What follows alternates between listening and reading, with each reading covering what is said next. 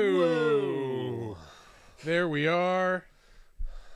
All right, so I just have this idea that I'm going to change your intro and not tell you about it, and then one day you're going to play that when it gets to Godzilla. Instead of doing his screech, it's going to be or something. That would be fantastic. Yeah, but you won't know, and then it'll happen. Yes, as you can see, Nick is not here this week. We have Arthur, freshly sprung from CCOT. It's been our running joke here. You've been. Oh my God, that's not unrealistic. Yeah, that is where I will be later on this year, I'm sure.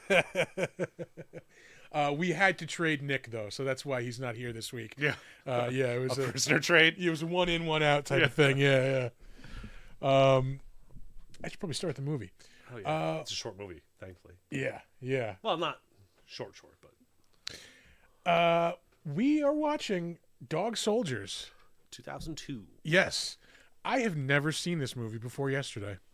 I didn't see it when it came out in 2002. Yeah. But obviously, it's a pretty highly rated werewolf movie, so I've definitely checked it out, and I dig it, and I've watched it multiple times, and I'll watch it again. Yeah. Oh, no. I fucking loved it. It was awesome. Good. I completely had this mixed up with another movie. I realized, there was a Sci-Fi Channel original movie with army soldiers who turned into werewolves. And that's what I thought this was. That's why I didn't watch it for so long. Oh. Because I'm that looks like fucking garbage. Why would anyone, how can that be good? Right. And then we picked it, for this week. And I'm glad I was mistaken. Yeah, no, I dig this movie. This is on the top 10 for sure of my werewolf movies. Yeah. No, American Werewolf is still my number one. Yeah. Yep. This is up there. I couldn't tell you exactly where. I'd have to really think about it or finish my database. Yeah. But it's up there. Yeah. I'm trying to think of what number 2 would be. That's hard. American Werewolf in Paris, maybe. Definitely. Yeah, definitely. Yeah. No, everybody just loves that movie. Widely regarded. Blood and Chocolate. Cursed. Cursed. Oh God, I'm sorry. Are we working from the bottom up or? Yeah. I don't know. The only thing good about Cursed is that the werewolf giving the middle finger. I just fucking hated that. It gets me. Yeah. Because I'm at that point, I'm you don't care about werewolf movies or good movies, so you're just doing stuff. And I thought it was funny if it's just doing stuff. Yeah. I really have to think about this question because as of right now, Dog Soldiers is by default. It might be too. Number 2, yeah. I just don't want to commit to that, even though this is, almost as well rated in my brain. To sum it up, it's basically Night of the Living Dead, and you replace zombies with werewolves and confused people with soldiers. Yeah. Or hear me out. This is what that movie Werewolves should have been. Yes. If they had made something like this, simple, gritty, violent. Yeah. TJ, you actually liked Werewolves Within. I did not. Oh, Werewolves Within? I didn't hate it. I immediately figured out who the werewolf was after the first werewolf attack scene. Yeah. And I don't know. I didn't. I have to watch it again because I know I was digging it, and then I went by the end of the movie. I was just this kind of sucked. As far as werewolf movies go, it's not high on my list. It was a very, very watchable film. But if I'm thinking about werewolf films, it's bad. I do like Sam Richardson. The dude, he's from that show Detroiters. Oh, okay. With Tim Robinson, which is a fucking hilarious show. I only know him from one thing. I haven't seen all of it. It's the I Think You Should Leave. I think he's in that too. Yeah, he's the the announcer for the Little Buff Boys contest. All right. Yeah. I haven't seen a lot of that show, so that's over my head right now. But you get a 5-year-old. It's real hard to watch something like that. Yeah. I'd rather watch this with him around. He'll tolerate this. Buddy. Donna is very vocal about. Got our own dog soldier. He did bark at a few things in this movie. I mean, the hyper realistic dog makeup. Yeah, maybe that's what he saw and barked at. Well, the actual dogs too in this movie he barked at. Yeah. I mean, they telegraph so many things in this, I can't kill the dog, and then he keeps the dog in the end. Yeah. Yeah, I mean, by no means this is fine cinema. Like, No, you don't go into a movie like this. no. You don't go to Rambo expecting, an Oscar. Yeah, she is hot. I know exactly who you're talking about. Oh, yeah, Lily. Yeah, I may have had to watch that scene where she's dancing to I Saw the Sign once or twice. Yeah. Yeah. I saw a picture where it was a picture of her in like a nice gown going out for some sort of gala or whatever, and then it was her as the AT&T girl, and they're like, they've been robbing us of this for all this time. You We want should a fucking boycott cell AT&T. phones? Yeah. Like, how dare they put that on the screen? I'll be switching tomorrow. Let's just say she's Yes, very well endowed. Verizon lover, buddy. I know. Yeah. I'm surprised he's not Boost Mobile. Yeah. Hi, Bubba. Why don't you go sit in your chair? But this movie, I mean, I mean, like, my one criticism is I wish it was about 10 or 15 minutes shorter. Like, this comes in at like 1:45. Yeah, and yeah. It deserves to be the goofy, cheesy 90 or not 90, pseudo 90s and actiony 90-minute. Yeah. Cool 90. 90 minutes, perfect. Like, you're in, you're out. It's bloody, it's violent. You don't need more than that unless you're trying to win an Oscar. Yeah. Like, the part that kind of drags on is, like, once they're in the cabin, like, there's a lot of fucking just, like, talking. Unnecessary, repetitive stuff. Yeah. I think you could trim a lot of that. Trim the conversations down. Don't make as many trips up and down to check on people. You want to go outside? Yeah. Don't have as many times where like, oh, I gotta go check on this person. I'm gonna come down here and have a conversation with that person. Yeah. Well, this is annoying. This is gonna be a problem. Come on, we go inside. Normally I could tolerate it pretty well, but like I said, I got a dog that's going senile that screams pretty much 24/7. Come on, we're gonna go inside, Bubba. It's really burning my patience. He's like, "Oh, be quiet." Yeah. It's too late. Well, now it's the Arthur show, so yeah, that means we got to get the. Connor, come here, bud. Well, we got to come up with our own flag because I don't want the Russian flag coming down. Although USSR is not Russia, so. Yeah, so dog soldiers. La la la la, and there's Chris. I'm coming. I died. I tried, and then I ran out of things to say very fast. So I was trying to tell you earlier. For me, a joke is made either by I can't remember for some reason. I only have two criteria, and I've forgotten one of them. But the one that matters to me is commitment to the bit. Now there is a reference made later on in the movie that I think it's the only reason that character is named that. Later on, the character Spoon gets completely demolished and turned into a puddle. Yeah. And the one guy says, "Where's Spoon?" And the other guy says, "There is no Spoon." This came out right after The Matrix. Yeah. They named that character Spoon. Just to hammer that joke. Just to liquefy him and say that joke. I love it. I fucking love it because I always thought it was a stupid name. I also like TJ's joke. She's not 5G, she's 42 double G. Oh, we got a hydrate already? Damn, all right. I missed that.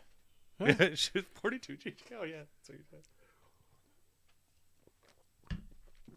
I'm already well into my second beer. This is This is great. yeah. So I love the cold open.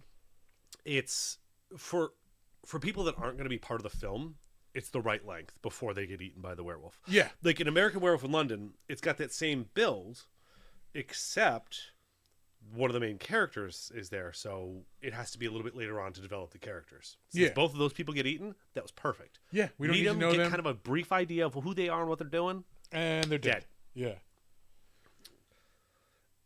And it was done at night, aggressively, with not a lot showing. You know it's werewolves, but like, what do they look like at that point? One of my criteria is how long do you have to wait to see a werewolf? Yeah. Also, it depends on whether he's a protagonist or an antagonist. If it's a protagonist werewolf, it's a little different. It is a bit in this one before we see a werewolf, if I remember correctly. Well, that first scene, that's quite true. make them out. We get like the Jaws like beginning, basically. Which is okay with me. Yeah. Because that leaves you something to build to. Yeah. But we did get to see Gives it. you a little We know the teaser. monster. There's no games. There's no bait and switch. I wish, like, another thing. There's another thing they could have cut out is like a little bit of like the back and forth between the soldiers in the beginning too, because like I mean we do get to know the characters, like the main characters, but like there's a lot of fucking disposable characters in this movie who like are gone quickly. Yeah, so we don't really need a lot of time with each of these guys in this build up here. Yeah. I understand why we had to meet Coop and learn about his dismissal, if that's the storyline you're going with. Him not getting into the special forces. Yeah. That's podcasting. Yeah. But I don't know that special that's forces necessary. takes the short plane to missions. Yeah, yes they do. Oh boy, Tropic Thunder really hurt us. Yeah. We have problems tonight. One of us is saying one of those words. We were watching Tropic Thunder right before this, so yeah. Bad things are going to happen. No. Yeah, but that doesn't necessarily need to be the plot. Them doing this mission is enough of plot. Yeah. I didn't need the whole like special forces soldiers trying to capture them thing. Yeah. That does kind of like overly complicated. But yeah, these guys they're on a training mission. They're in the army or whatever, and like that's why they don't have real guns. Like they're on a training thing. Like right. Yeah. Get right to it. Yep. I do. What was I going to say? Brain melted. In this movie, they looked a little different, which is a big plus for me. Oh yeah, they went with a hybrid style lycanthrope with the dog legs and tall and thin. They actually, this is part of the trivia, they hired dancers, not stuntmen. Yes. Yeah, we saw that. So that they would move like gracefully as the wolves. And you know what? Now that I've read that, it kind of pays off. Like in the one scene works. Where I think it's toward the beginning. I think when they're first like trying to get to the cabin, when we first kind of see the werewolves, we really only see them in like silhouette, right? Like in quick flashes, and they're moving like pretty quickly, and like right. And they're moving like pretty gracefully, like they're moving naturally, like you think of like a wolf would, like a wolf man would. Right. Going back to the description, I like like you were saying, that they're like a humanoid like wolf man type. But they have like the head of like the American Werewolf in London type of werewolf. Where Very dog-like, very strong. Although they have a longer, thinner jaw, which almost makes them hyena-ish. Boots! What's going on, Boots. man? Welcome. Yeah. They look like better versions of the werewolves in Werewolves, actually. That's, again, this is what Werewolves should have been, and probably was trying to be now that I think about it. Yeah. And that's probably why I hated it so much, because I'd already seen that movie and it was done better. Much better movie. The like, don't let them in the house zombie survival done with werewolves. I've seen it, and I've seen it much better. Yeah. Now that you think about it, like now that you mention it, it is like how much Werewolves was just biting off of that. Yeah, army guys versus werewolves thing. Right. God, that movie was disappointing with your fucking gorilla alligator wolves. Yeah, like I said, they took these and then added crocodile DNA or some shit.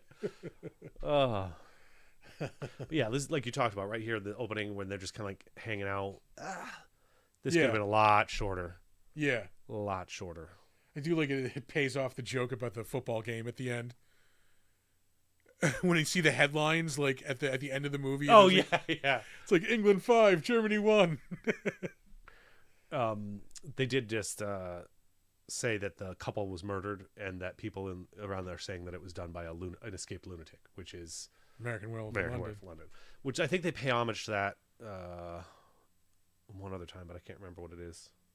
Yeah, there was something in. I can't remember what it was, but like there was something in this that was a clear shout out. Yeah, to like another movie or something. But like not in a rip off kind of way, like in an homage, like hey, we like what you did. Yeah. Like it was a character name or something that was like clearly from something else. Oh, Wells. His name is Harry G. Wells. H.G. Wells. Yeah. It wasn't that though. Oh, okay. The basic concept made zero sense. That is also true. Well, yeah, like I said. Super wolves. Why? Because it was a super moon, of course. And all they had to do was stay inside. Just go inside.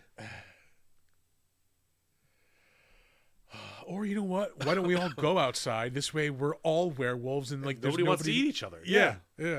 Weird fucking might happen.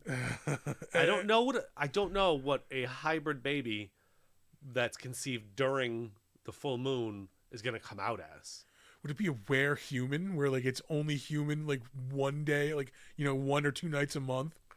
So there's a book by Terry Pratchett called Reaper Man, and in it there's all the clocks with people's time of death and everything, and the Grim Reaper gets his own one day. Yeah. Because he's just not scary enough anymore. So he decides to just quit. So nobody's dying anymore. So anyway, that's just the premise of the story. In it, there's a werewolf woman, and there is a person who is a hybrid humanized wolfman. Yeah. Who turns into a human on the full moon. Or something like that.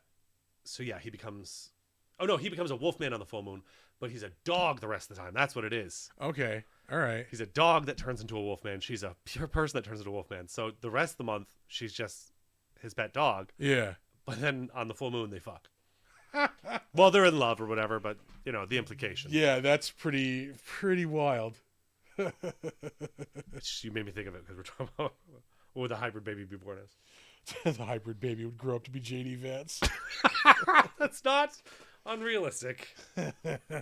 Oh, God. Talk about the need for abortion. Fucking Christ. Everything's fine. Yeah. So back to this. Again, this is the part of this is the 15 minutes they should have cut is all the dialogue with the soldiers. We get it. We love it. Soldiers, but we just want to see him shoot at werewolves and see what happens. Yeah. Yeah. That's what I want. You know what we could have done with this time instead? Maybe they don't find that lady right away. Maybe they have to spend a night out in the woods alone like they do, and maybe they have to go Predator style building traps. Oh, God, that would be awesome. Then the very end of the whole plot with the woman would be much shorter because they'd get to the cabin during the day and they'd try and do all that stuff during the day, but then that night, they wouldn't have been able to do it, and she'd do the same speech like, oh, I thought you could get me out of this, but I guess not.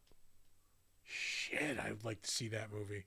So, yeah, you sacrifice some of the character build-up here that we don't technically need, and then half the time that they're in the cabin for that.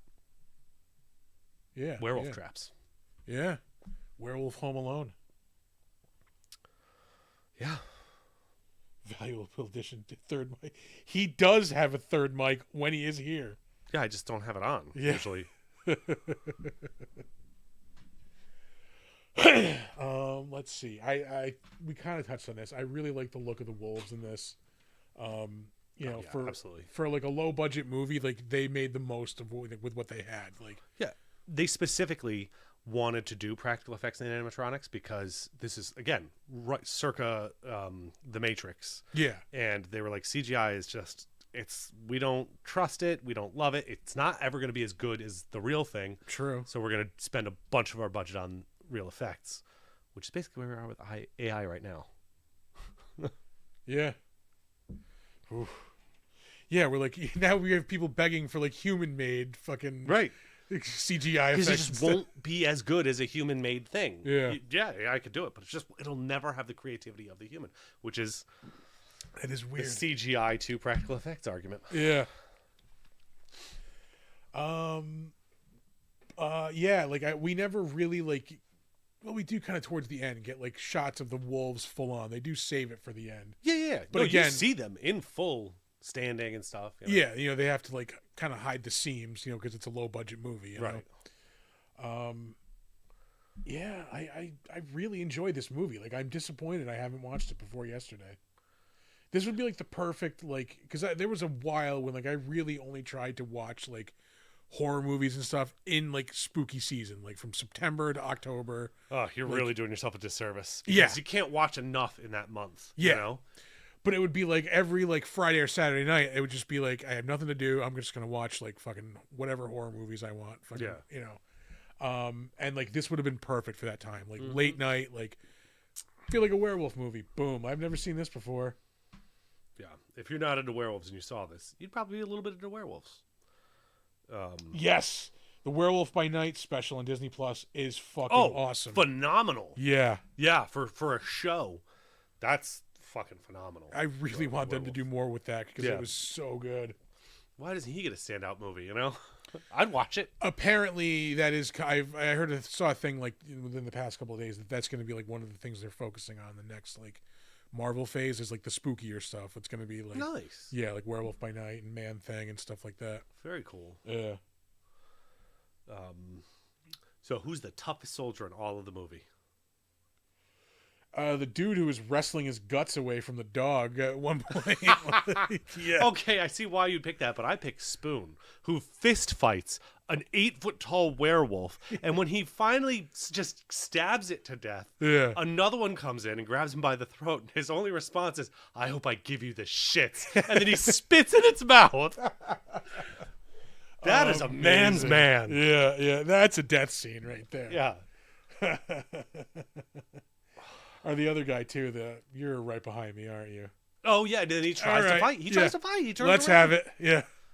Doesn't last long, but you know. But I respect the game. I don't want to jump ahead to trivia, but I know it's trivia about that scene too. Oh, all right. But the wolf vision wasn't really super necessary. Yeah, that is kind of like a Sam Raimi like shout out or. Actually, they mentioned that again in the trivia that they even referenced the Evil Dead in this somewhere. Maybe that's what it was that like I picked up on. Yeah, and so then some of the things they did were inspired by that. So maybe that's exactly what they were going for with the wolf vision, is the demon thing. Yeah. Because it does not move naturally like a person or wolf would. Yeah, no. All right, I think we could throw some ratings on this. We've been talking almost a half an hour. Oh shit! All right. I'll take us out here. For never having seen this, like I really enjoyed the hell out of this movie. Yeah.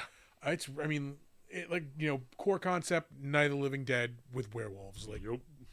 That's perfect. That's what I want. I'm gonna give this an 8. Like, it really delivers. Like it for a low budget movie that doesn't have like, I'm assuming much. They didn't have much to work with in like effects department. What they had, they did everything they could with it because it looks amazing. So yeah, definite thumbs up. I highly recommend it. TJ also gave it an 8. I'm gonna surprise you. I actually think it's more like a 9. All right, I can totally respect. Because I have complaints, but there's no movie I don't have complaints about. That can't be why you don't give it a 10. Really, it's just the unnecessary things that drags for me. Yeah, I'm losing that definitely like the moment. That's where I'm like knocking some points off. Like it does tend to drag like a little bit here in the beginning, and then like a little bit after they get to the cabin. Like you can definitely chop some stuff out. This whole day of travel is exactly what I was talking about. Yeah, this is where the traps and stuff. That's why it's not a 10. Look, wow, this little gully here was made for a fucking log trap to swing down and hit somebody that has to walk. Yeah, like some rocks to fall down. Like War of the Gargantuas, no complaints. All right, I love War of the Gargantuas. Nick doesn't. Yeah, I think that's why it's recommended so frequently, even though you've already done it.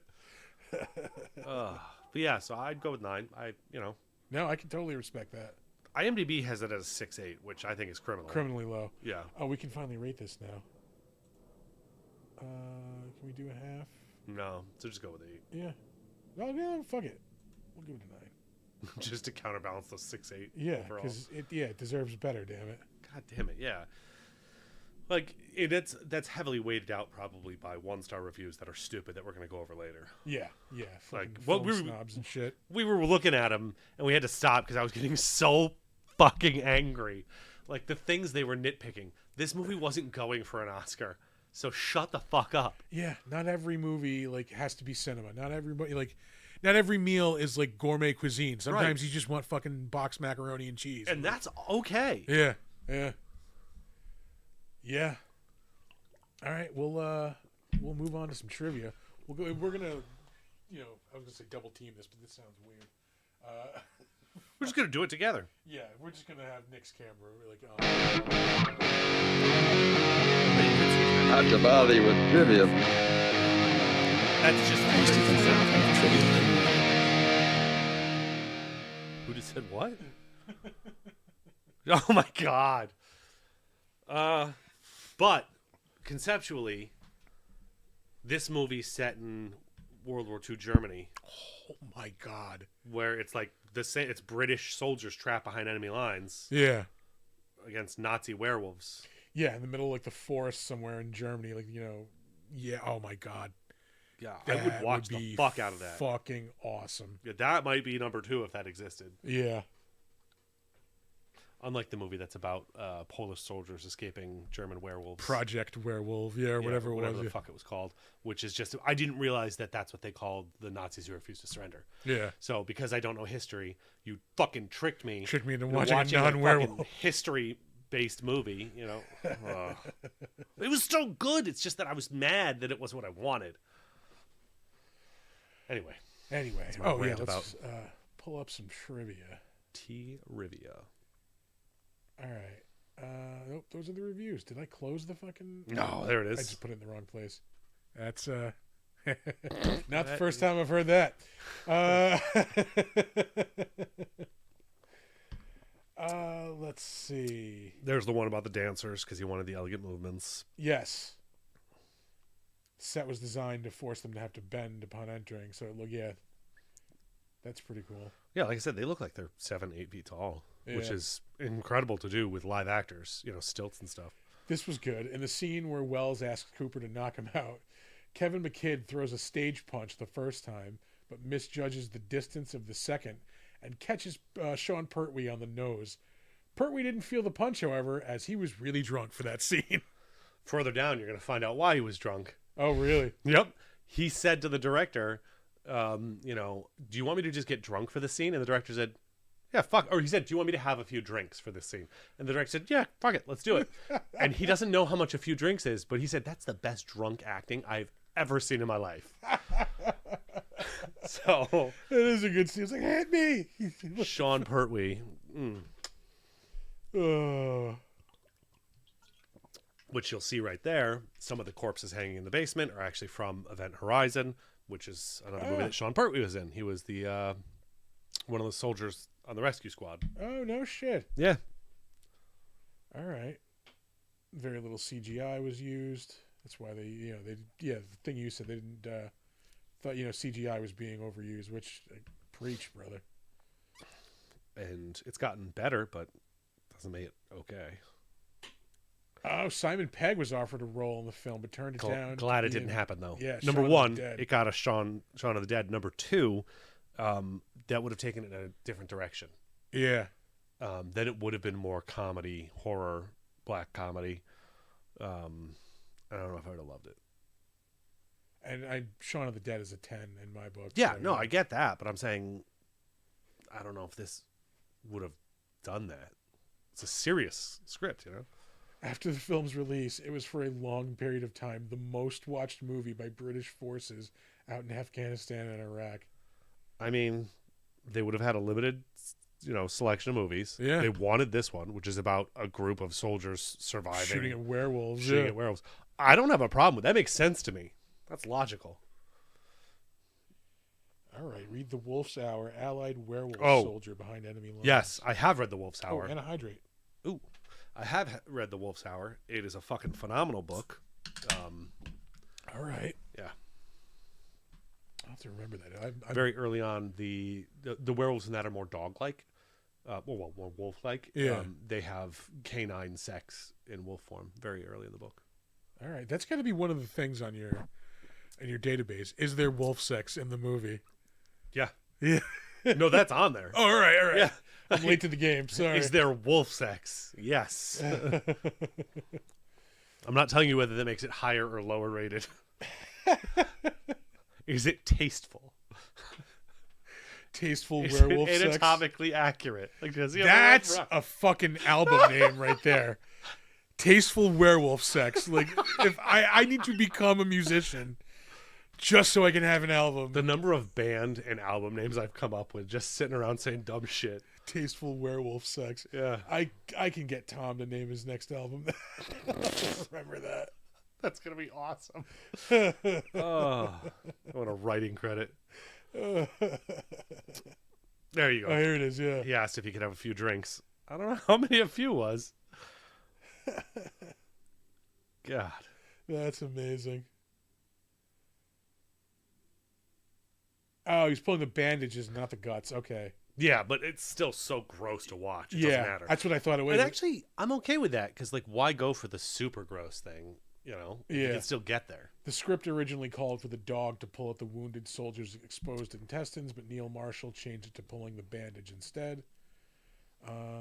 People think it's intestines anyway. Yeah, not much you can do about that. Yeah, and the bandage is bad enough. Okay, yeah. Again, that's exactly what I fell for. Yeah. Sean Pertwee, H.G. Wells, we mentioned that. Sadly, never produced sequel. Would have been about Cooper being locked up in a mental institution. What? The werewolf was already inside the asylum? Oh, the dude camper from the beginning. Okay, and had been turned into a werewolf, turning numerous inmates, doctors, and nurses into werewolves, forcing Cooper and the surviving inmates. Oh my God! It's Alien 3. Oh my God! It's Alien 3 with werewolves. Yeah, kind of. There's only one like werewolf. One alien In Alien 3, yeah. I get that, but same concept. God damn! Oh, I need to see that movie. I would actually have liked it better if it was just the one werewolf and it was literally Alien 3. But Yeah. insane asylum and werewolves. Kevin McKidd cracked a rib in the first few days of shooting and hid it from the director. Yeah. Oh yeah. Did you see who they wanted to replace him? Jason Statham. Who turned it down for what movie?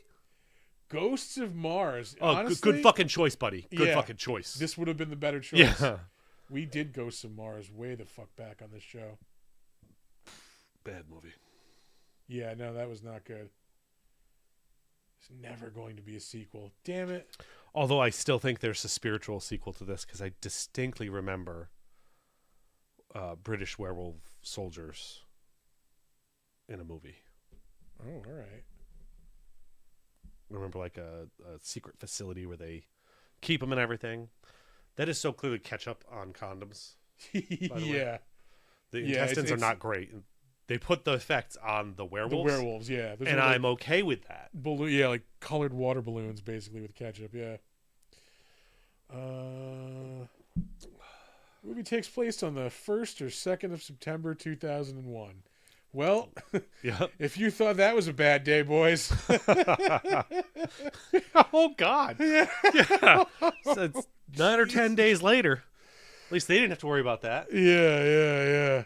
Oh, my God. Oh, I'm just looking forward to a few weeks of R&R with nothing bad happening. Where are you going? I'm touring New York City. Yeah. So there's the thing I was saying about that one scene. The dude who plays the soldier who drives the Land Rover doesn't know how to drive. But he waited until that point to tell the director Yeah. when they got to filming that scene. And so as a punishment, he had him do it anyway. And he ran off the road. That's great. So then it was done probably by a stunt driver. Ketchup on condoms is also called the Alabama Cookout. Apparently, there's a reference to Eddie Oswald in every one of Neil Marshall's movies, but he's never actually had the character. He's only mentioned. Oh. Huh. I'll have to go back and check that out. Yeah. Like, what do we know about him? Build a character out of that, you know? There is no spoon is a nod to the Matrix. Yep. Which I fucking love, the commitment. One of the soldiers is called Bruce Campbell. That's what it was. I'm like, that's got to be a shout Yes. out. Heavily, partially inspired the plot. Yeah. Other films. Yeah, I think I got I never carried noticed. away with the references. Their unit badge is a wolf's head with a spear through it. Oh, all right. So, like, it's a reference right from the get-go. They're Yeah. wolf killers, you know? Yeah, because the Liam Cunningham wolf gets stabbed with the sword. Oh, he does that multiple times. Yeah. Oh, my God, that's Liam Cunningham. Yeah. Well, we were going to get to that in the Better Known As, but yeah. I just realized that's who that is because you said it. Yeah. Huh. That's why the voice sounded familiar. Let's see. Neil Marshall aimed for authenticity with his squatties, in part because his father and grandfather were both in the military. Oh, okay. That makes sense. It said earlier on that a lot of the crew were ex-military as well. So when they were doing the helicopter jumping scene, the crew just did it in costume for them. No shit. Yeah. Because they didn't have the insurance. Right here, yeah. money The for it. insurance did Yeah. not cover the actors jumping into the helicopter. So the crew did it. because they happen to be ex-military. But they probably helped, I'm saying, with the the making them more authentic. Yeah. It did premiere on the Sci-Fi Channel. Oh. Huh. It did get a 1 week run at the Egyptian Theater in LA. Well, that's better than nothing, but not what it deserved. Oh. Ketchup on Condoms would also be a good album name, by the way. Yeah, Tasteful Werewolf Sex, the follow-up to Ketchup on Condoms. Oh yeah, so transformation. This fact is about transformations, and I gotta say they did very little visuals with the transformation. That's fine. Yeah. Don't do it if you're not confident. Yeah, exactly. If you can't pull it off, it's perfectly fine to do what they did. Yeah, do like cutaways. Yeah, you see him like the one scene like he sprouts the nails, he's got the teeth, and he falls down, comes up, he's a werewolf. Totally fine. That is way better than having a shitty looking transformation. Like that'll get some points knocked off the movie. Yeah, so he did old school techniques such as like with Liam Cunningham, where he just falls down behind the table. Yeah, and then when he stands up, he's the wolf. Fine, it works. Cheesy, Scooby-Doo-ish, but it saved a lot of money and time. The song she plays is Claire de Lune, which is Moonbeam. Yeah. And they somehow connect that to American Werewolf in London just because the songs all had moon in the title. Yeah.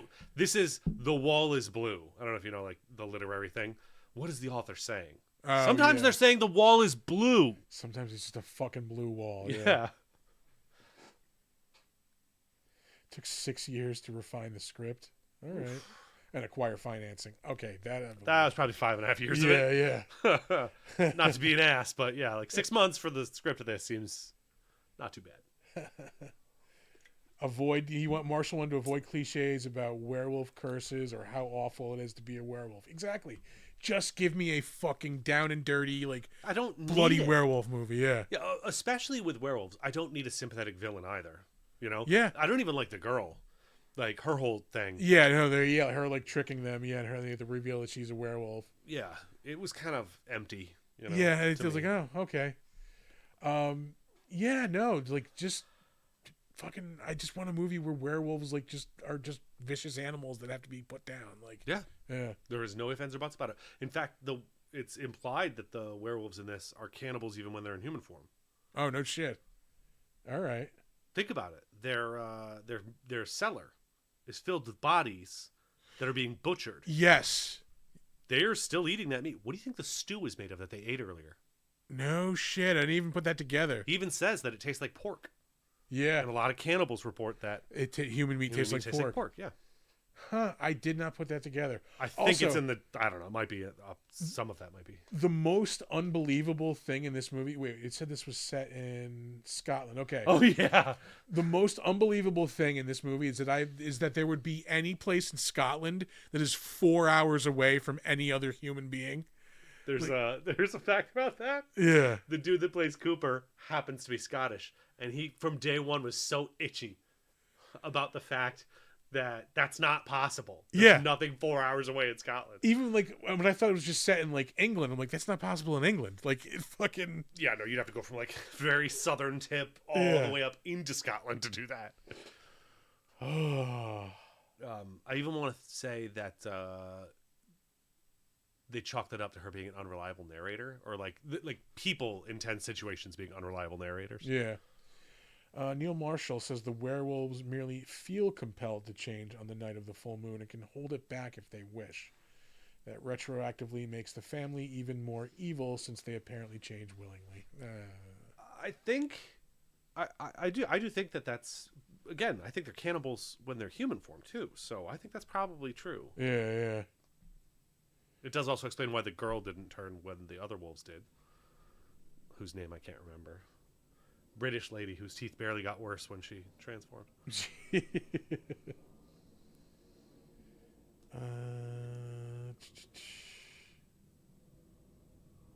Nothing like too interesting so far. Well, we're getting down in there now. Yeah.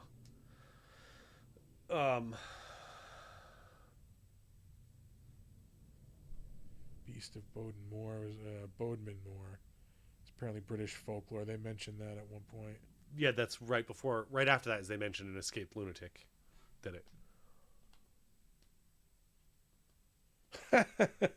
Neil Marshall claims he wrote this film as a knee-jerk reaction to American Werewolf in Paris, which he thought was terrible. Wait, so that did one good thing. Yeah. That movie did one good thing. It gave us this movie, Yeah. which is on the opposite spectrum of fucking American Absolutely. Werewolf.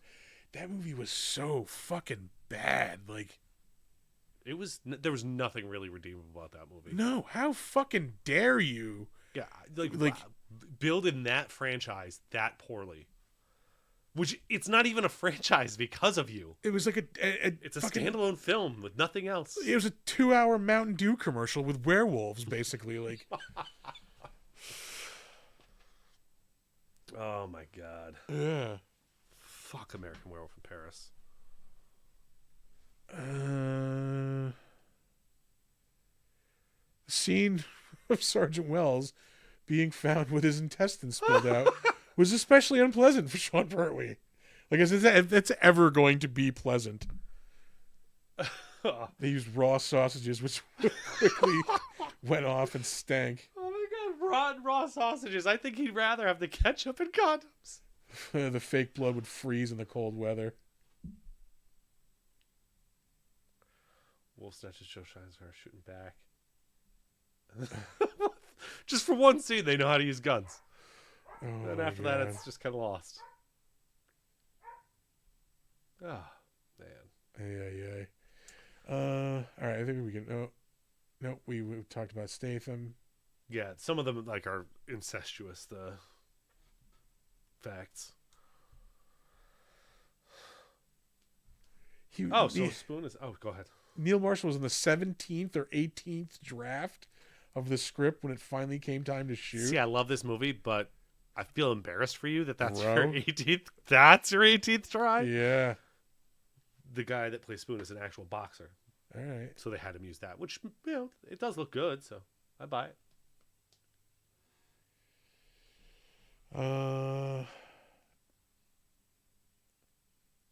Yeah, it paid off at the end. Like the silver knife at the beginning. I thought that was going to be way more like. Yeah. He stabs him with it at the end. Yep. That was it. That's an actual Chekhov's gun that fires. You know? Yeah. Which is great.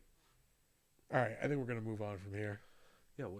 Not that we have much in the department of fucking. Oh, we have 1-star reviews too. That's what I was gonna say. That's next, right? Yeah. Let's look at that bullshit. This fucking. There we go. Like any 10, obviously, I also disagree with, but not as aggressively as I am for these. Yeah.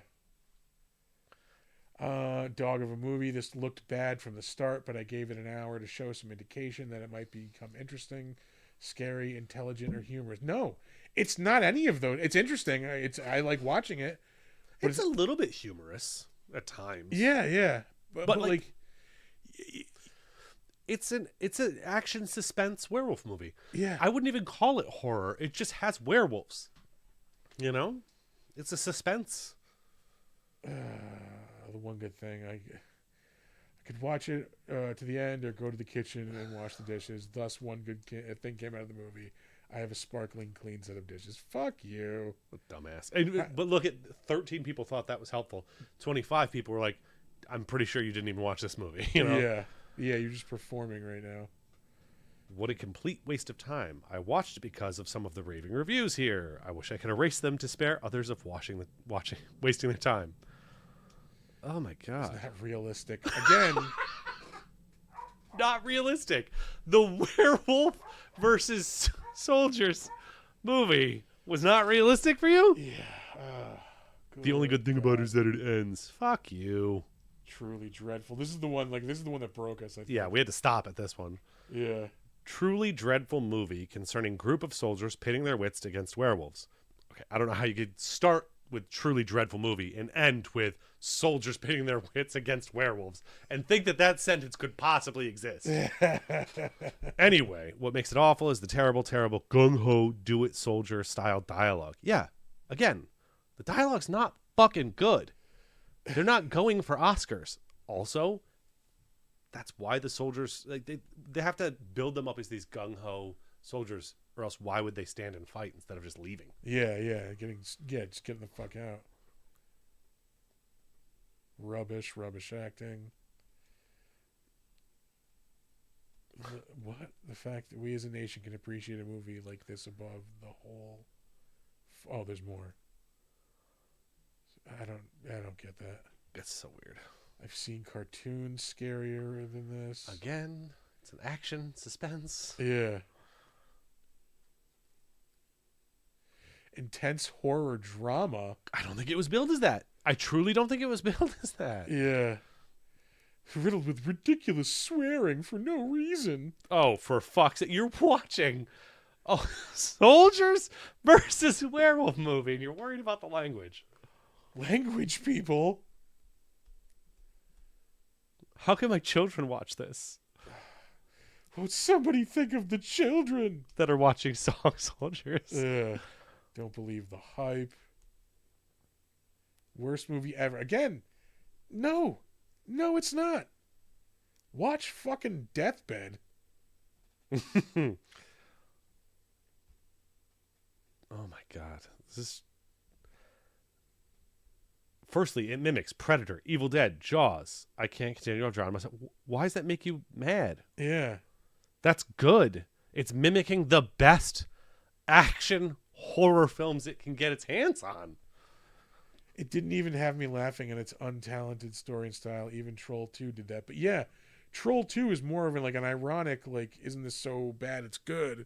Yeah. Where no, this is just a fucking, like I said, down and dirty, just fucking werewolves fighting soldiers. That they didn't do anything fancy, and I'm happy for it. Yeah. Worst movie I've ever seen. Nope, you're just being fucking just dramatic. Corny with seriously bad acting. I mean, it's a movie. I cannot stress this enough about werewolves against soldiers. Yeah. Army pants. What? This is a good example of why a lot of British films are not taken seriously outside of the UK. What we have here is a mishmash of American Werewolf in London, Predator, Alien, Blair Witch, and Way Out West, and it just doesn't work. How the fuck is Blair Witch in here? But also, well, I guess possibly just the running through the woods stuff, maybe. Yeah. I don't know. But I'm just saying, again, another sentence where how can you say that doesn't work? If you described a movie to me as American Werewolf in London, Predator, Alien, Blair Witch, and Way Out West, I'd say, yeah, let's go. Yeah. Yeah. Yeah, not I'm sorry. If your review gets to more than 4 paragraphs, you're just doing shtick. Earlier it said, then we come back from the aerial view. So he's clearly talking about the cinematography and filmography in here. Yeah. Get the fuck out of here. It's a movie about soldiers versus werewolves. One of the worst films I've ever watched. Again, can I introduce you to Morbius, my friend? I didn't hate it. I would never watch it again, but I didn't hate it. My deepest sympathy to werewolves. Deeply flawed exercise. John Carpenter film. Carpenter decided to make a modern-day equivalent to that Western and came up with a genuinely thrilling assault on Precinct 13. Blah, blah, blah. Something wrong with copying idea as long as you put your... I'm pretty sure he put his own stamp on it. What with the... the soldiers, and what is it that they're fighting again? Feels different. Werewolves. There's nothing remotely original, but again, they weren't trying to be. These people, if you call it the worst ever, I don't take you seriously. Just like when someone says it's the best ever. Yeah. You're not a serious reviewer. Yeah. All right, we're gonna move on because this is just fucking upsetting. All right. And then that's why it's a 6.8 instead of I would have guessed a 7.5 on average. Yeah. I get people maybe rating it around 6. Oh shit. We'll do it with the theme music. Why the fuck not? I know you. I know you. I knew you. I knew you. But you ain't you. All right. We will do the better known as segment, and we will start off as we always do with the director Neil Marshall, who has directed some pretty well-known movies. We've actually talked about him before on this show. The movie he did, well, we'll get to that. It's probably his most well-known movie. It's the movie he did right after this. It was, I might as well just fucking say it now. It was The Descent. We did that a while back. Nick and I talked about that one. That one was, I remember like watching it when it first came out and like hating it. And then when we rewatched it for the show, I actually really liked it. I so much so that I watched the sequel, which was not good. But aside from that, he directed the unfortunate 2019 version of Hellboy. Still haven't seen it. It's not good. Like, it keeps like, you keep getting to the point of like, all right, I can get into this, and then like it just never like gets you there. Like, It's all about edging. pretty much, yeah. You never blow a load. It's comic book edging. Yeah. It just never gets good. That's not for me. Yeah. He directed a couple of episodes of the Netflix Lost in Space, which I remember, like, I watched the first season and really liked it, and then when the second season came out, didn't give a shit. I think I watched like 3 episodes of it. It was pretty was good. fine. I remember, yeah. It was fine. Directed an episode of Westworld, which I did not like that show. That was like, people were so high on that show. It's like, it was just garbage. It's time filler. Yeah. I wouldn't give it the 8.4 that they're giving it for Pretentious sure. bullshit, yeah. Yeah. He directed a segment in Tales of Halloween, which was a really, really good movie. Mm-hmm. I interviewed 2 of the directors from one of the segments of that, my old podcast. That was a fun chat. He directed an episode of Hannibal, which is a really good series on NBC. 2 episodes of the Constantine series on the CW. 2 episodes of Game of Thrones. How the fuck does Game of Thrones have a 9.2 rating? Did anybody not see the last season? I mean, there were seasons before that would have gotten lower than 9.2 for me. Yeah. But, yeah, after last season, that's at least a 2-star drop from whatever you thought. Yeah. You know, you wanted to give it a 10, then you see the last 3 episodes, so you give it an 8. All right, we're down to an 8. Yeah. Whoa. Fuck you, bride. This show always looked kind of cool, and I just never bothered to watch it. Black Sails. It was like a pirate show on Stars. Yeah, it's a Schrodinger show for me. It will always be the best and worst possible pirate show that ever existed. As long as you never watch as long it. as I never watch it. That's a I good can point. fantasize about it and how wonderful it was. Yeah. I could live the rest of my life secure in the knowledge that was a great show about pirates. Yeah. As long as I never actually watch it. Exactly. Head in the sand, man. Head in the sand. Yeah. It's safer this way. He directed that movie Doomsday in 2008, which only has a 5.9 rating on here, but I keep hearing people say it's actually like way better. Didn't check that out. Yeah, than you would think. It's basically like Mad Max in Scotland, which I'm sold. Yeah. We mentioned he directed The Descent. That was 2005. That was right after he directed Dog Soldiers, which was 2002. That was his first full-length movie. He's writing a couple of things. Nothing really ringing a bell. So we're going to move on. Up next, we have Sean Pertwee, who was Wells in this.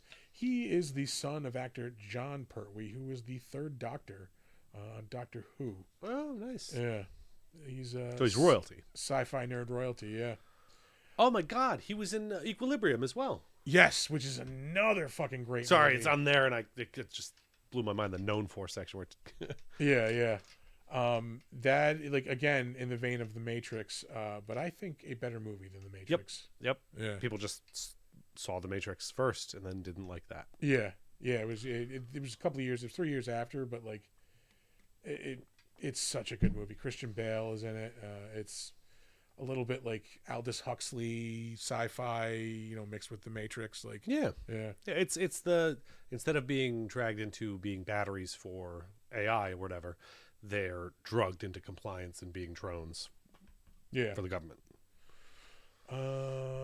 Let's see. Aside from that, he was on a couple of episodes of that show You on Netflix, which started out really good, and then like you probably should have ended after like the 2nd season, maybe, or maybe the 3rd at the latest. It just went on and on and on. It finally wrapped up this year. Didn't even bother to watch. I think my wife and I like just stopped halfway through like the previous season before this last one. Let's see. Aside from that, he is probably most well known for playing Alfred Pennyworth, Batman's butler on Gotham. 99 episodes of that show. I tried to watch that show, and He was in Howl. okay. It's another werewolf movie. Oh, okay. But that people were saying the Ooh. worst movie they ever saw. Werewolves on a Train. Yep. It's this same movie here, but they're surviving on a train instead of in a cabin. All right. It does have a 5.5 rating. Yep. Whoops. And I did not mean to click. Where the oh, we were right here. He was on 3 episodes of Elementary. He played Inspector Lestrade, apparently. Wasn't that like the police guy that helps out Sherlock Holmes? I've seen At least in the books. 0 episodes. Oh, yeah. I've never seen the show, but yeah.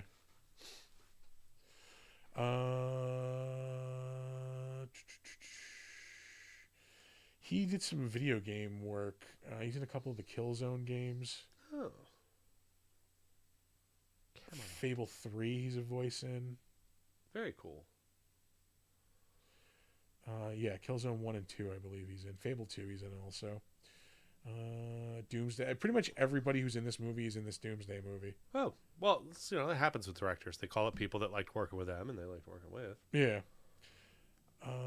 Aside from that might be the big stuff. I don't really think he's in anything big aside from what we've mentioned. Holy cow, though. He's doing like 5 movies a year? Or like 3 movies and some TV show stuff? Well, they're all British movies. There's like 100 British actors maybe tops. Yeah, Lestrade is who Holmes is always one-upping. Yeah. Okay, yeah, that makes thought so. sense. Let's see. He's in Equilibrium. I mentioned that. That was same year as this, both 2002. And yeah, I believe we're Just more British stuff. yeah. He played. Oh, well, Macbeth. Event Horizon, yeah. Oh, Event Horizon. That was 97. God Yep. damn. Fucking stellar movie, though. Yeah, it was a good movie. All right, we're gonna move on because I think we've gotten through all. Yeah, we did. Up next, we have Kevin McKidd, who is the one dude who survives. I forget his name. Cooper. Yeah. He is probably well. I mean, come on. Yeah, I've never seen a single episode of the show, but he's on 367 episodes of Grey's Anatomy. Yeah. I know him from Grey's Anatomy just from reels where people are just showing I clips of the honestly show. didn't even realize that until I started doing the research. You might as well just ask me about. He's Dr. McDreamy or whatever, I think. Yeah, like I have as much knowledge as Grey's Anatomy as I do of like reading Ancient Sumerian. You've never seen any reels that are like attacking Katherine Heigl because she's in I know a lot of people don't like her. Yeah. I've heard she's in not that, fun to so work they use with. that to Yeah. make fun of her. He was in that It Ends With Us movie with Blake Lively. You mean those careers? Yeah. Yes, they did. the people who were suing each other. Yeah, Like, to oblivion for nothing. he was in an episode of the Mike Tyson Mysteries. Oh my God, my dad loves that. That's He just hilarious. gets a high and watches that. He was in 7 episodes. Did a voice of Star Wars Rebels, which is a really good Fucking Star stellar Wars show again. Like, yeah. Yeah. What's his name? Shit. Freddie Prinze Jr.'s character. Oh, Kanan. Kanan. Jarrus. Yeah, Kanan's death. Yeah. They play. I see reels of that over with Like a Prayer, the choir version. yeah. And I'm like, gotta stop with the onions. That I'm show getting was onions. so good. Just that scene. I think it's the 2nd season finale with Vader and Ahsoka fighting. Oh, fuck yeah. Yeah. That was amazing. Let's see. He was the voice of Batman in the Thomas Wayne version. Anyway, in the Flashpoint Paradox animated movie. He's Soap in Call of Duty Modern Warfare. He's in a couple of those games. He was Poseidon and Percy Jackson and the Olympians, the Lightning Thief. I was gonna say this is probably what he's most well known for. He was one of the main characters on Rome, which was a really, really good HBO show. I never checked that out. It's good? really fucking good. Yeah, it's Yeah, him and alright. what is the guy's name? He played the Punisher. Is it Ray Stevenson? Ray Stevenson, yeah. He just died. He was on season 1 of Ahsoka. This dude. He was in the Thor movies. Oh, Yeah, he's that guy. yeah. What was his name in Balin Skull? That's what it was. They recast him for the second season. Oh, We were talking about Kevin McKidd. Yeah, Rome, which I highly recommend. It's got an 8.7 rating on here. yeah. Those can be unreliable, but I'd still say it's got to be at least a. Yeah, it was canceled after 2 seasons because it was too fucking expensive for HBO to make. Oh yeah, my Wheel of Time show just got canceled because it was too expensive, and they had to save money so they could keep making Rings of Power. I like Rings of Power. It's okay. I don't mind it. Yeah, yeah. But it really sucks that we have to get more Lord of the Rings, that we already have more stuff coming out constantly for, Yeah, yeah. and we don't get to continue. This thing that we Wheel don't of get Time. much of is the one that, where we fucking, you can't take it from one of those like millions of like special agent shows that are on like Yeah, Amazon Jesus. Prime, like with Chris Pratt or the dude from The Office or Trigger, Reacher. Yeah. Hey, Grabber. leave Reacher alone. Leave Reacher alone. I'm just saying, they're all the same shit.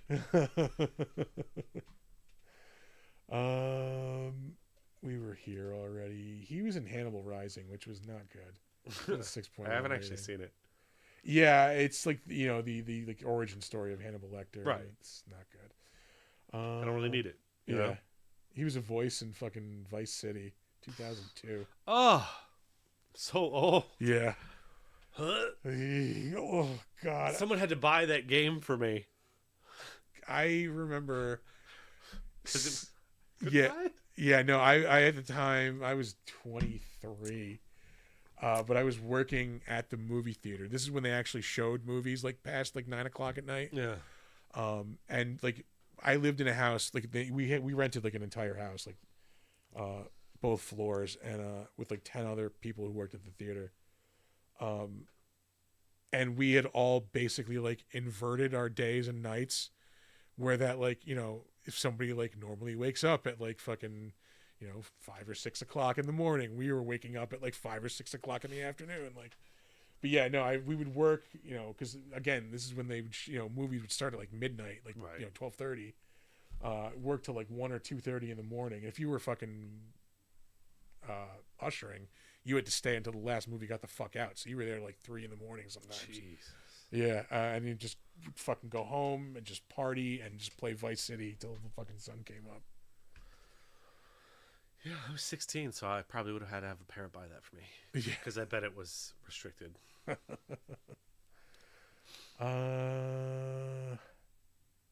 Anything else worth mentioning now? Not Oh, he's in Trainspotting. Okay. 1996. I've only seen that once. I don't remember anything about it. It's a good movie. Oh. Beer! Oh, hydrate. Don't mind if I do. Let's not move away from art watching Grey's Anatomy. Nah. I don't watch Grey's Anatomy. I watch reels that are Grey's Anatomy. So you're saying you like Grey's Anatomy so much that you watch additional Grey's Anatomy content? Ooh. Second Boy, screen content, I believe, is the Medical shows execs are not call my it. thing. Yeah, medical shows, like lawyer shows, except for Better Call Saul, because that wasn't really like a lawyer show. Right. I haven't checked it out yet. That's if you liked Breaking Bad, like Better Call Saul is. You didn't like Breaking Bad? Haven't seen it. Oh, dude. My wife loves that show, Yeah. and she owned it, and we never watched it on DVD. And now I could probably watch it on Prime or somewhere. Yeah. No, I highly recommend both. Like, I like Better Call Saul better, I think. Just because I fucking love Bob Odenkirk. Yeah, I think he's he's awesome. Amazing. Yeah. On to Liam Cunningham, who we have talked about before, so we don't have to spend much time talking about him. He was the shifty like special forces guy who ends up becoming a werewolf. Ryan. We'll get to that in the crapshoot. But this is also the second movie. I'll say it now. This is the second movie I've seen in the past several days where somebody gets a knife in the mouth. Oh, we both saw that other movie. Yeah. Yes, and that's exactly what I was thinking about. He's got the sword coming at him, and he's holding it with his teeth, and it's grinding. Yeah. And it's so itchy, and I was like, you know what? Thank you for that scene, even though it's disgusting and the worst thing I've ever seen. This just grossed me out like a day or two ago, and here I am again. Yeah. But we'll get to that when we get to the crapshoot. Yeah. Because I would like to talk about that movie. I've heard about that show, but I don't know anything about it. I tried watching it, and I was like, this is not where I am right now. Talk about three body problem. Yeah. Yeah, I just haven't. I think we tried to watch the first episode. Yeah, I We barely got. I couldn't pay attention Didn't to go it. anywhere after that. Yeah. So I tried. I don't know. He was a voice in the recent reboot of He-Man on Netflix, which I really loved. I thought it was really, really good. Nice. He was in The Last Voyage of the Demeter, which we talked about on this show when it came out. That was a fucking great movie. Oh yeah. We mentioned He-Man. He's done a lot of voice work. Solar Opposites, Rick and Morty. He, of course, is probably most well known for being Davos Seaworth on Game of Thrones. 42 episodes of that. I think we're going to move on because, like I said, we've talked about him already. So we hit the highlights. Several people have had the Musketeers show. Yeah. I mean, it's a British TV show, and these are British actors, so that makes sense. Yeah. Yeah, like I said, there's like 100 British actors, maybe like 200. We're on to Thomas Lockyer. Is there any reason I saved this guy? Robin Hood TV show from 2008. Yeah. Yeah, I remember, I think I tried to watch that. Like, What would he be a bit? Oh, he's in Highlander Endgame in 2000. And the Raven TV series. Yeah. Did I really think that was enough to save him? Merlin. Oh, he's in the Merlin miniseries on NBC. 2 episodes, but still. Cutthroat Island. Again, that might be the finest pirate movie ever made. Yes, I'll exactly. Yeah. Oh, As long as I never watch it, yeah. It can be everything I want it to be. Exactly. I don't know why I fucking saved this dude, so we're going to move right on. Chris Robson is in this movie. He is... He's the one that has to drive the car? yeah, that's right, yeah. Is he the one that was worried about the scores, too? Or is Spoon the one that was worried about the scores on the game? I don't remember. Okay. Yeah. Doesn't matter. He was also in that Doomsday movie. Again, everybody in this movie was in Doomsday. He's in Sky Captain in the World of Tomorrow. That was 2004. It wasn't bad. Nick really likes it. But it wasn't bad. Seems like I'd like it, but I just never got around to it. Yeah. And he was in, right before this, he was in that Band of Brothers miniseries on HBO, which was really, really good. I haven't seen it. Oh, I read the book. I love war movies and stuff, too. Yeah. Actually, I had a friend who just last week was in fucking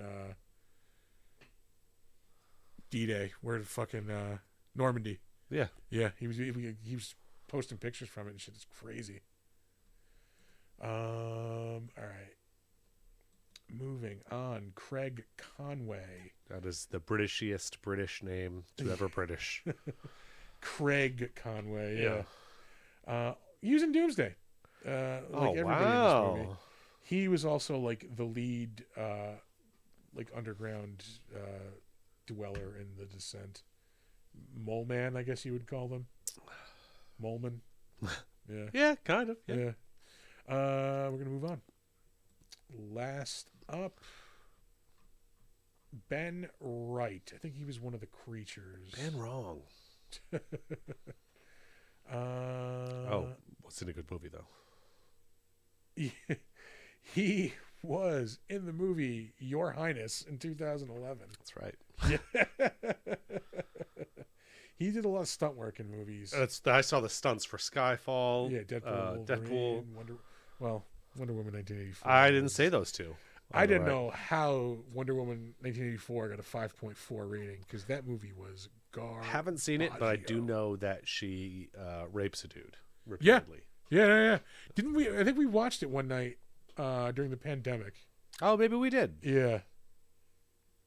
I'm pretty sure because it was like premiering, and we all weren't going anywhere. So yeah. That's when we used to do D&D more reliably. or at all. I have several campaigns. If I have to DM, I guess I'm gonna DM. But No, I did mention that thing I wanted to talk to that other person about. I do want to do that. I know, but We need to play something. God damn it! you know, yeah, I've got several ideas. All right, we'll move on to the crapshoot. Yeah, so the other movie with the knife in the mouth was Bring Her Back. Woo, boy! All right. Yeah. So here's the thing: it's got Spoilers. Plot, Like, yeah, I'm trying not to spoil We'll everything. do like a little bit light on the Yeah. I guess, but like plot holes that you could drive a fucking school bus through. Oh, really? I didn't even. I've liked it. So It's a visually stunning movie yeah. that is tense and uncomfortable. I wouldn't call it a horror. Yeah, it's more Again, like a it's psychological thriller, psychological suspense. thing. Yeah. you know, the plot holes start right after it starts rolling. I mean, I don't know how much we want to get into it, Yeah. but Yeah. like We won't the spoil the whole entire thing. premise is blown apart every time they open their mouths to talk about why this is happening. Yeah. It makes it just less and less likely that any of that makes sense. Fuck. God damn it! I walked out of there. I'm like, I really like this movie. Now I didn't I'm say like, I didn't like it. Now you're giving me things to think about, though. Valid points to talk Yeah. about. Like, yeah. Yeah. Fuck. Oh no, you might have to drop a point or two on your scale. Yeah, That's yeah. okay, But also, just like with this movie, I didn't go into it, expecting a perfect plot with, well thought out consequences and arcs. I knew it was going to be like super creepy and like a little intense, and I tried. That's all I wanted. Yeah, exactly. I tried to be like as spoiler free as I just didn't read anything about it. I just Nothing. knew. Other yeah. than the one trailer I'd seen, and I was like, that seems creepy as fuck. Yeah, I'm gonna go see that. yeah, and it delivered on that for sure. Yeah. Yeah, it could have been. I don't know. I liked it. It made me uncomfortable. Yeah, if I had to throw a rating, I'd say like a 7. I'd give it. Yeah. Okay. That's not even bad if once you think about the plot holes. At worst, it would go down to 6.5. Yeah. I probably would be closer to a 6.5 right now, but I also know the plot holes I have in mind. Yeah.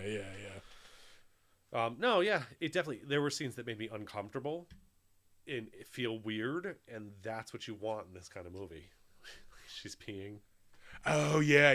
That whole thing, that whole plot line, so fucking weird. But again, I have an idea of why that happened. It's just bad writing. What else you got going on? See any other movies? I did. I was a movie seeing fool this week. I watched one that was okay. It was on Hulu. Like I saw a preview for it a couple months back. I'm like, all right, this looks kind of cool. It's called The Damned. And it takes place like in this like fishing village, I think in like northern Canada, maybe somewhere. And like it's the dead of fucking winter. And the setup is like the woman who owns it's not where they stay, but it's like the company, the fishing company, basically. Oh, okay. Like all the people Yeah. work at and fish at. Her husband was like the lead fisher, like for the village, and like he ended up dying the year before, and like they all thought she was going to sell the place, and she ends up keeping it. So now like she's running the whole show, and they've got like no money. They're basically going to fucking starve. Like they just have nothing. So they're out getting ready to go fish one day, and like they see a fucking shipwreck, like offshore. Like the boat is in progress, like sinking. Like, Ooh. yeah. So like again, it's the dead of winter, and they're like, well, what are we gonna do? Like we can help them, but like anybody who's in the water, like by the time we bring them back to shore, they're gonna die from freezing. Right. And plus, like, do we really want to risk sending a boat out there where they like crashed? This is like the same place where her husband died. Mm-hmm. It's like like a notorious like point where ships crash. And they're like, well, we don't want to risk like losing people. Like we have barely anything as it is. If we lose a boat, if we like we can't do it. Right. So they're just like, all right, well, let's get the fuck out of here then. Like let's go back inside. Sorry. Yeah. So they go back out. They finally go out, And there's a really like cool, like creepy scene where there's like a bunch of people in the fucking water still, and like they try to like swarm the boat. Oh. Yeah. And they're like fucking fighting people off with oars. I don't know. It like it had a really creepy setup and like a really creepy vibe. Like it kind of paid off, but it also kind of dragged a little bit. Like I could have used a little bit more. So I don't know. I'd give it like a straight 5. Like, be your own judge. Like I really dug. It felt like a Hammer movie, and like that like Okay. small like story. This like secluded village in the middle of nowhere, and there's this creepy shit happening. Because they ignored these people like dying. Yeah, like cursed or whatever. Damned even. Exactly. Yeah. So yeah, I don't know. It was enjoyable, but I don't think I'd go back for it. Fair enough. God, the only thing I've been doing lately is watching. I'm almost done. I've got to be close to current on Ancient Aliens. Oh, really? I'm on season 13. They're literally referencing things from 2017 through 2020. Like So things that just it's gotta happened be that are being built by aliens. Well, they're just referencing like, Oh. how did COVID-19 get created? Maybe it was aliens, So the show is always off the rails, obviously. And no, TJ, I only watch Gilmore Girls Gone Wild. I'm sure that exists. There's no way that doesn't exist. That's got to be a parody somewhere, like on Yeah. Mad TV. I don't think SNL maybe, but Pornhub. somebody has. Yeah. Yeah, I've been just doing my usual shit, reading comics. Read anything good? Nah. I mean, I read good shit, but nothing like out of the ordinary. Did I watch anything else? I feel like I went to the movies a bunch, but now that I'm thinking about it, I planned to go to the movies a second time this weekend and never went. Yeah, I don't know. The only thing I'm watching right now is Attack on Titan. About 10 episodes or 11 episodes from the end. Yeah. It's It dope looks if you like cool. anime. Yeah, I don't know what the fuck it is about anime that like I can't get into it. The art style doesn't blend well to many things for me. Yeah. It really doesn't work at all for anything that wants to be dramatic or realistic or tense. But it's fine in a sci-fi fantasy setting. Oh yeah, yeah. Peter David died this week. Yeah. I'm empty, but That's sad. shout out. What the fuck were we just talking about? Attack on Titan, an anime. Oh, anime. Yeah, I seriously have given it a shot. And there are things that I like, Right. but as a whole, like it's a huge hurdle for me to get over. Like anytime I hear something is good. Yeah, Like, if well, it's anime, I'm like, but it's anime. the first time I let somebody talk me into it, because I was so bored, they guessed right. I liked it, and now I like anime. If they'd picked wrong, Yeah, he'd be like, I'd fuck still this. not This is give a why I shit don't about like anime. Yeah. Which is why I will never be the person to suggest you should do this one first. This will get you into it. With the exception of suggesting Studio Ghibli, because it's basically the Disney version of anime.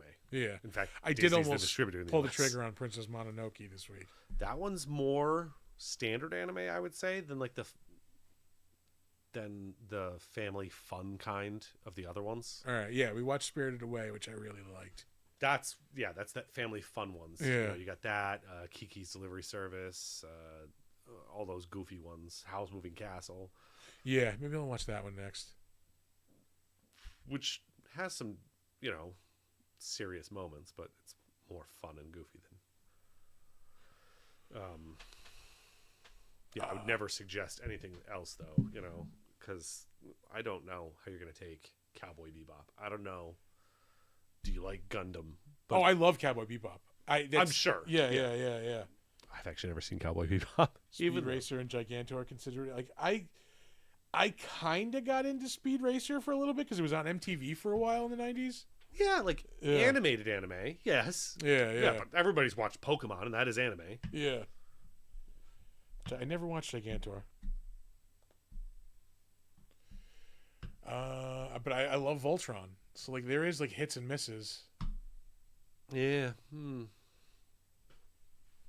Some of those are anime. Yeah, So you do specifically like I love anime? Adult Swim in like 2003 4. Oh man, Yeah. like the prime of Adult Swim. Yeah, when It like just Toonami was getting on, its- like yeah, every night, like 11 o'clock was Cowboy Bebop. No, I'm sorry, was it 11? Was Trigun? 11:30 was Cowboy Bebop. Then it was Reign the Conqueror, and I forget, there was some combination of those, and there was a fourth one in there that I don't remember. Lupin the Third, I think it was. And I would watch all of those when I'd come home from, like, I worked at the video store at the time. I would come home from the video store and just watch all those fucking shows. Adult Swim gave us some bomb shows. Frisky Dingo, I would swear by that show. If you've never seen it, Yeah. it's phenomenal. The entire premise is an alien came to Earth to destroy the Earth by building a giant rocket that's attached to the Earth that would push it into the sun. All right. But he can't finish it because he ran out of money. Right. End scene. Like, that's the whole premise for season 1. I know I'm the only fan of this, but Rick and Morty came back last week. I haven't watched the newest one yet. I've only seen clips, so I will not say the show is bad, but the things The people are fandom is using to fucking- sell it Yeah. is not that good. It's one of and those the things fan where, base like, sucks. the fandom is taking so much away, like, Yeah. from an actual, like, really smart, intelligent show, because they latch on to the wrong things, like the dumb shit, like, Yeah. you know? And I also just hate people who say, well, if you don't like it, it's because you don't get it. Yeah. No, let me explain. It's like, no, buddy, I cannot like it. Yeah. It's just a preference. But I'm still hooked on that show. I mean, at some point I'll check it out, I'm sure. There are things in that show that I know would make people in our group just fucking die laughing. Like, Yeah. die hard, like, Yeah. I don't watch Rick and Morty people. Like, I know there are things in there that would make them die laughing. God, the animatronics and the fucking practical effects here. So much better than any fucking CGI werewolf fucking. If for that alone, this Yeah. movie had to be at least a 7, you know? Space Ghost, Coast to Coast, Sea Lab, Harvey Birdman. That was like the way back. I had the thing is, you know, I was living on my own basically right after I turned 18, and I didn't watch a lot of TV. So, and then I left and didn't come back for like 2 years, where I didn't get to watch TV either. Yeah, not a lot of TV at CCOT, so you haven't watched a lot of recent stuff. No, I think that I've moved on to. So I've always had this policy for video games. It's that I will get the new console 4 or 5 years out, and I'll get the games that came out at launch day. Yeah. And I'll just work my way up because I always have the best technology at the time those games came out. All the kinks will have been worked out. There'll be patches and updates to the software. Yeah. There'll be firmware fixes for the hardware. You know, so now I'm going to start doing that with media. I'm going to always be 4 or 5 years behind. Yeah. I like when I bought my PS5, it was like I was really like I'm like, I don't need a new system. Like I don't need to go to the next gen. Yeah. But then like the pandemic happened, I'm like, I need a fucking PS5 right now. I scratched that itch because I hadn't bought a Switch. Yeah, okay. So during the pandemic, I got a Switch. Yeah. So like I was just thinking the other day, I'm like the PS5 is 5 years into its life already. Like at most it's got like 1 or 2 more, and then they're gonna release something else. So like fuck, am I gonna upgrade again? I'm like, we froze. Yeah, I don't know what that was about. Are we back? I'm on ads, so I can't tell. yeah, This same looks good, but It says we're still streaming. Yeah, no, I was rocking an Atari and like my computer up until '88 is when I first got a Nintendo, okay. and then like once I got old, like you know, Super Nintendo. At that point, I was dependent on getting them for like Christmas or like a birthday, you know. Right. But once I was able to like buy systems, oh yeah, as soon as that shit came out, I'm fucking buying it. By the time I was buying my own systems, it would have been when did PS3 come out? That was the equivalent to the 360, or That was like 2007, I'm gonna say. okay, yeah. So a little after. So Yeah. I was in the Xbox 360. Would have been the first thing I might have bought for myself, and it would have been a few years old at that point. Yeah. The first system I ever bought for myself was probably, when did I buy a PlayStation? A little before I bought. You know, I bought it like years after it came out because I had a yeah, Nintendo yeah. 64, which again I got as like a Christmas present. And then like when PlayStation was like super cheap, you can get one for like $50. I'm like, Yeah. fuck, why don't I own one? Actually, no. The first system I ever bought for myself. This is deep cut elder nerd shit. The Sega Genesis 32X. I don't even think I've ever heard of that. Most people haven't, because it was pretty much a piece of shit. Oh, okay, all right. Yeah. It's the Dreamcast of that generation. Yeah. No, these were so cheap at one point. Well, I'll explain what they were. It was an attachment for the Genesis. Did I buy my Genesis? I think I bought my Genesis actually, because I think I was working. Yeah, I had a job. I started working when I was like 15. So like I 15-year-old with no responsibilities and a paycheck. Fucking yeah, I'm buying video games. Video games. I forgot where the 32X. Yeah, so fucking it was an attachment that plugged into the top of the Genesis. It was and it came with like Virtua Fighter. There was a Star Wars, like the old Star Wars arcade game. There was a version of that on there with like upgraded graphics and stuff. There was a cup. There was a. They made Sonic and Knuckles, I think, for the 32X. I don't remember. No, I think that Sonic and Knuckles was also just around that time. But fucking, they didn't make a whole lot of games for it, and they broke so quickly. They would just stop working. That the reason I bought it is because they were so cheap at one point. You could get the ones with like Virtua Fighter for $29.99, or the ones without a game for $19.99. So whenever it broke, I just bought a $19.99 one and fucking replaced it. Because the Star Wars game was awesome. Yeah, and they knew remastering back then. You know, just re-release the game on the new system. That's with exactly what it updated was. graphics. That's Yeah. all I want. Yeah. Take your 10 most selling games, release those remastered on launch day. Yeah. But yeah, shit. That was way the fuck. This is how far back it was. I used to buy them at Toys R Us. Oh, okay. Well, they were around for a while. Yeah. TJ Lamb bought a new Atari 2600 for the first system. Damn. No, I always just had an Atari. Like from like the time I was like 3. I mean, we always just had like I don't remember ever getting it. It was just there. You know.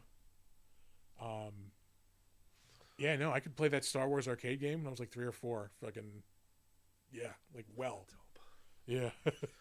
I just remember, playing Gauntlet and loving that. Original Nintendo was so good. It was fun. God damn it. Simple and fun. Start here, go there. For a lot of the games. Here, you're an Italian plumber. Go break those bricks. Kill those turtles. Yeah. Speaking of, I just rewatched the animated Super Mario movie. Oh yeah. Like 2023 or 2024, that one. Because I wanted to show it to Sam, and he was all right with it, and it was better than I remember. I remember thinking this kind of sucked. Yeah. But no, it was pretty decent. Yeah. Does he have any awareness of Mario? Is that like why he just wasn't like? Eh? He knows who Mario is. Yeah. Okay. He knows Peach. He knows Toadstool. He doesn't play the games except for racing, Mario Kart. Yeah. But he watches so much YouTube, and those characters come up in context and out of context a lot. Yeah. Yeah, my nephew said bet to me the other day. I'm like, I don't know what that means. Oh, yeah? Yeah. I told you some of the things my kid says. Yeah. I said, if something is wrong, it's not wrong. It's just a happy accident. Yeah, no, What the fuck does that mean? I guess in Florida you have to like take a test to graduate your grade to like move on to the next grade. Okay. And like he passed, so I just texted him like, "Hey, like I heard you did good on your test. Like, good job. I'll buy you something at Comic-Con when we go in August." And he just texted me back, "Okay, bet." The fuck does that mean? You know what though? And this is gonna hurt. That's closer to his slang. Yeah. It's gonna be than to yours. Exactly. You are way removed from that. Although that one's getting old, so they're gonna replace that soon. Yeah, if I know about that slang, it's got to be old. Right. That's my point. Yeah. Like, shit's dead now.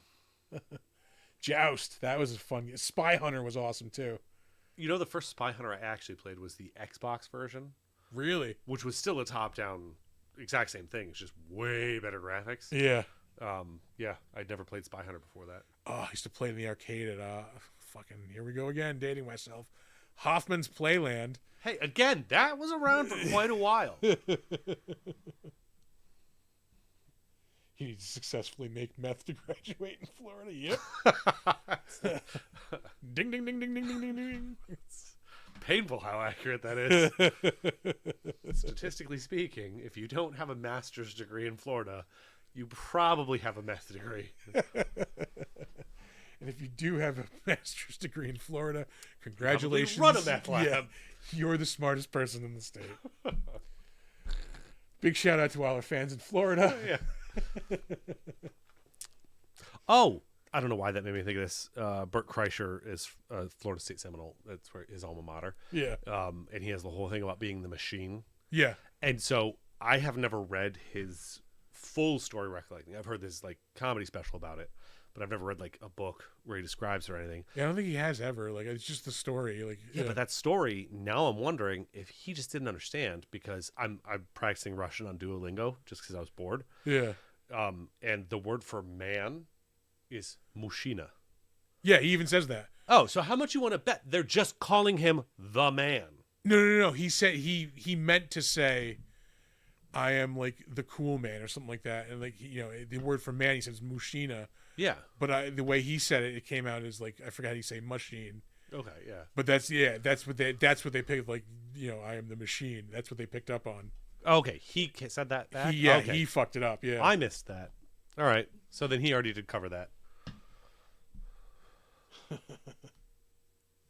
meth major means you have a speech impediment. In Florida means you have a career path in politics. Let's see, anything else before we get out of here? What do we got coming up? Anything? We have show-wise or like everything. We will be at Dark Forest Oddities in September. Okay, I couldn't remember the date. I keep looking, and I'm like, he's gonna tell me it's the worst possible date. I know it. It's the first Saturday It's fine. in September. It's fine. Yeah. Yeah. I just kept thinking like he's gonna tell me like the weekend I just agreed to stay home alone while everybody else goes to Canada. That's the weekend it's gonna be. No, I think it's brain. like either September 2nd or it's that first Saturday in September. Good. It is in Peabody, Massachusetts, just outside of Salem. So if you're out that way, come out and check us out, or come out and check us out if if you're not out that way. Head out that way to see us. And you can go to Salem when you're done seeing us. It's a pretty fun city to check out. Yes, indeedy. Never been. It's not a bad time. Not a bad time. That is in September. I'm sure we'll have other stuff coming up. Definitely. I just have to get unlazy and reach out to some folks. But like, am I thinking? Forget about anything? Nothing we can announce yet. No, we don't have anything else to really like hard dates and times. Yeah.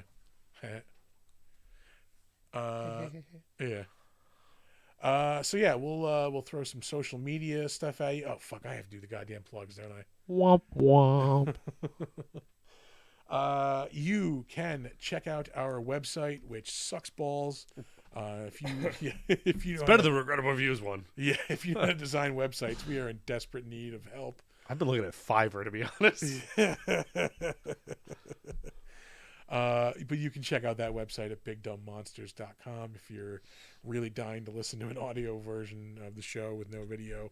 That's the place to do it.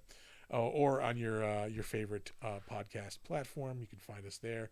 You should check us out there, rate us, review us, subscribe on all available platforms. I really don't know Nick's half of the plugs. You can reach out to us at bigdumbmonsters@gmail.com. That's one of them. I know that.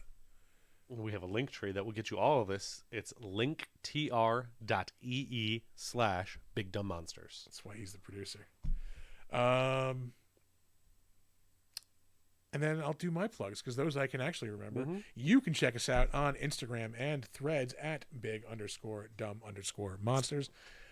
When we do this show live, as we do every Monday night at 7:45, except for last week, we did it on Tuesday. We'll blame Nick. Again, that was part of the prisoner swap. So TJ put most of the plugs in the chat, but at the end, of course, every Monday night, 7:45 on YouTube and Twitch, and then they put 2 extra email addresses, Art and his pearls at savegraceanatomy.com and J. Everett Thunderpenis at Joni Ernst mortuaries.org. There is this statement has nothing to do with politics, but there is nothing funnier than someone trying to apologize for a fuck up and making the fuck up even worse. Like, what did I miss? You didn't know about the Joni Ernst thing? No. Oh, wait. She's the one who said... we're all going to die. Everybody dies. Yeah, so okay. she That made dumbass. an apology video where, she's doing this while she's walking through a cemetery. Like, fucking...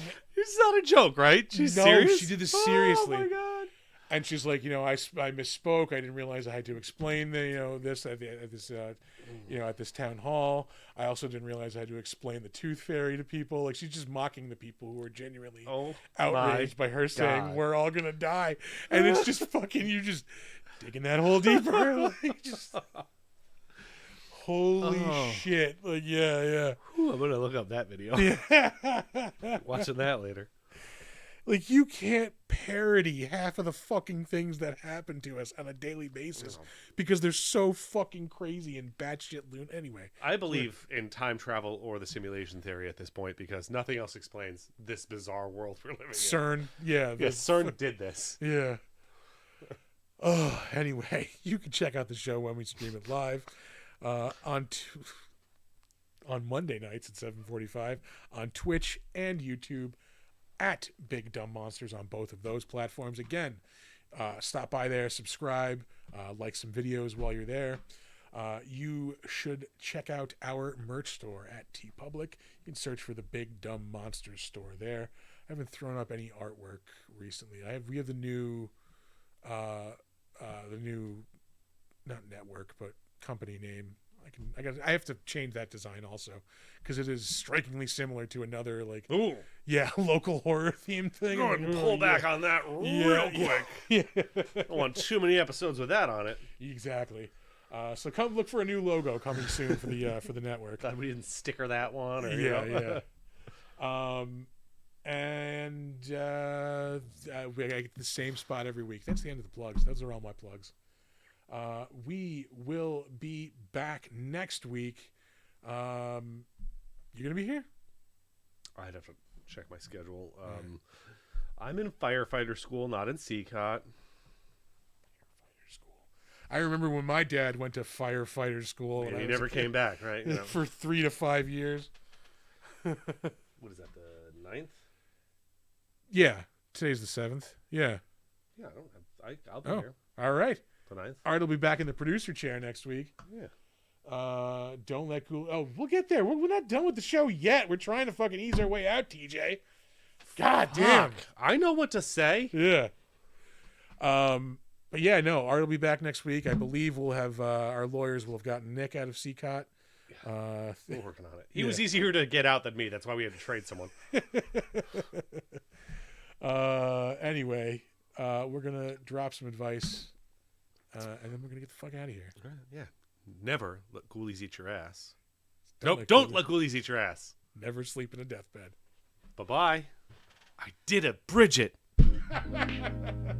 Our mics are still on. All right, folks. We're really leaving now. I have to fix this.